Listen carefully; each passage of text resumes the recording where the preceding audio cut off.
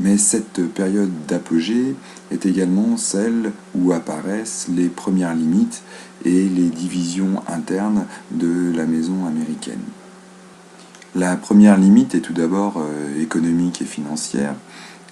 Dans un premier temps, observons cette limite financière où progressivement, après la Seconde Guerre mondiale, le stock d'or détenu par les États-Unis chute très fortement, ce qui oblige les États-Unis dès 1971 de suspendre la convertibilité du dollar en or, obligeant notamment les États-Unis à dévaluer le dollar, ce qui met fin au système créé en 1948, le fameux système de Bretton Woods. Mais toujours sur le plan économique, même si, bien entendu, les États-Unis restent la première puissance économique mondiale en 1973, on peut s'apercevoir là aussi de certaines fragilités.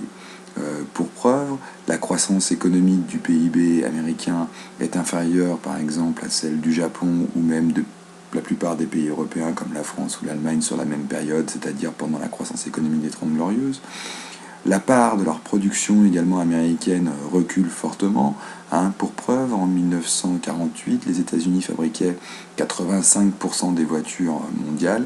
En 1970, la production américaine n'est plus que de 41% de la production mondiale. C'est aussi la fin progressive des monopoles technologiques, mais également la mise en place aux États-Unis d'une société vivant notamment du crédit et d'une société qui repose sur l'endettement.